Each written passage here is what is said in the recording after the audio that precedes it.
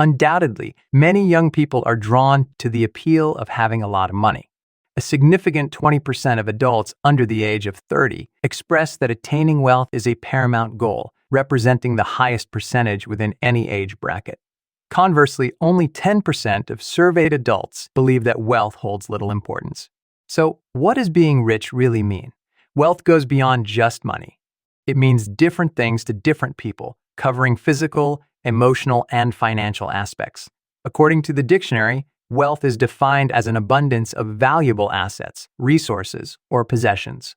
Whether you're thinking about money or not, the real value of wealth is having the freedom to make choices that suit you and your family best.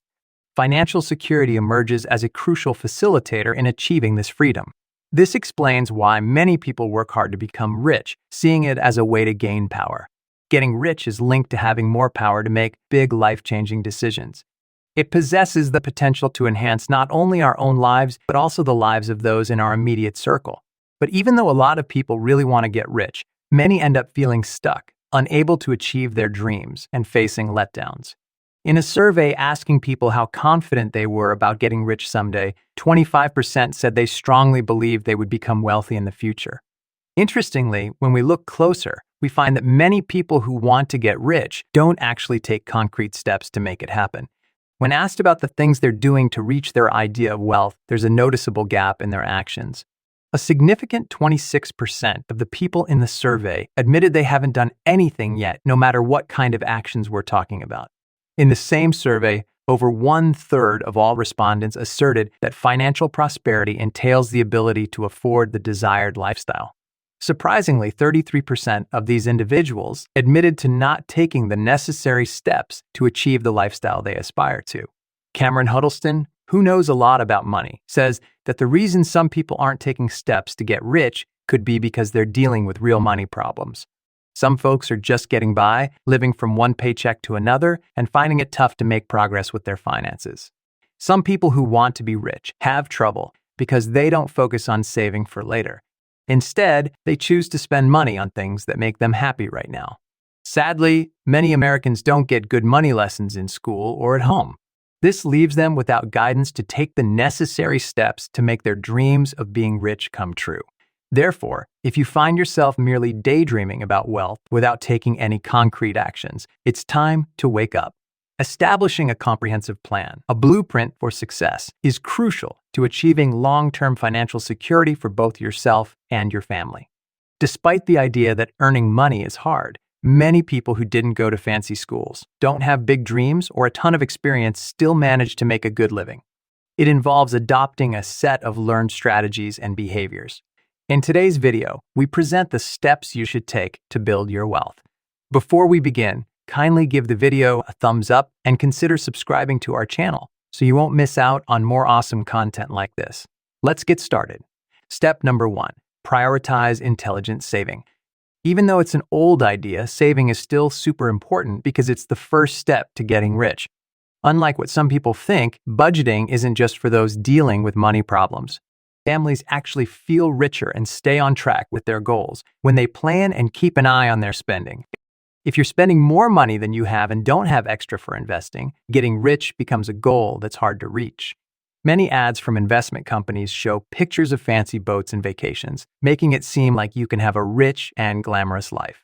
But this can give you the wrong idea about money and spending. This mistaken belief keeps going because it sounds promising that if you get rich, you'll have a fancier and more exciting life as a reward.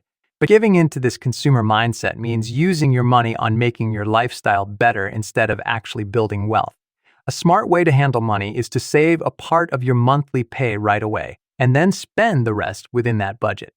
The idea is about giving up some things to put more of your money into investments that match what you want to achieve. Building wealth embodies delayed gratification, and genuine wealth builders led modest lives by spending less than their means, enabling substantial investments in the future. As Todd Tresidder from financialmentor.com emphasizes, successful wealth builders adeptly balance saving money and increasing their income. Step number 2, start your journey into investing. Another important rule in the guide to getting rich that still matters: put your money into smart investments. Saving alone is insufficient. You must channel your monthly savings into investments aligned with your financial capacity. Don't think you need a lot of money to start investing. Some apps let you invest your spare change, and you can begin with a small amount. Investing is like putting money aside while dealing with life's needs. It lets your money work for you, and you can enjoy the benefits of your efforts in the future. Investing means getting things like bonds, stocks, or real estate, and it's a way to make your money grow for a better financial future. Despite this, many individuals perceive investing as unfamiliar and intimidating, opting to remain on the sidelines. A recent study by GoBankingGreats.com revealed that 43% of respondents aged 25 to 34 refrained from investing in stocks, bonds, or real estate. People often say they don't invest because they feel like they don't have enough money, worry about losing money if the market goes down, or find investing too complicated and scary. But when people choose not to invest, they miss out on two powerful things that help build wealth: time and the magic of growing interest. Step number 3, invest in your education. Choosing to invest in your education is always a smart move. Education stands as a lifelong currency, immune to depreciation or disappearance. The more dedicated you are to self-development, the higher the value placed on your expertise. If you want to do well in your job, making education a top priority is really important. Going to school not only helps you think for yourself, but also opens up new opportunities for personal growth, making sure you stay valuable in a competitive job market. Insufficient education significantly limits career choices, making the investment of time and effort in education undeniably worthwhile. This extends beyond formal degrees. Ongoing personal development, even while actively employed, is the pathway to a brighter financial future. Crafting a personal development plan is among the most effective strategies to secure a prosperous financial future. In the end, it's up to us to handle our money smartly and make good decisions about it. Step number 4, implement and harness leverage. Leverage in investing means using borrowed money, like loans or borrowed capital, to increase the potential profits of an investment. Investors employ leverage to magnify their purchasing power in the market, making it a fundamental principle for building wealth. Leverage empowers you to amass more wealth than you could achieve independently, tapping into resources that extend beyond your personal capacity. It enables wealth growth without being constrained by individual limitations. Types of leverage you can apply include: 1. Financial leverage. Using borrowed money to control more assets and increase returns on your own cash investment. It's like using other people's money to make more profit, bypassing your own financial limits. 2. Time leverage. Achieving the best results with the least effort, making tasks simpler, and finding the quickest way to get what you want. Using other people's time helps you overcome the limit of having only 24 hours in a day. 3. Systems and technology leverage.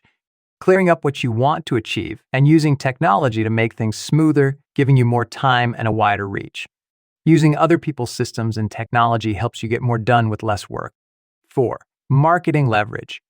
Utilizing external platforms such as magazines, newsletters, radio shows, and databases to communicate with millions, requiring no more effort than individual communication. 5. Network leverage.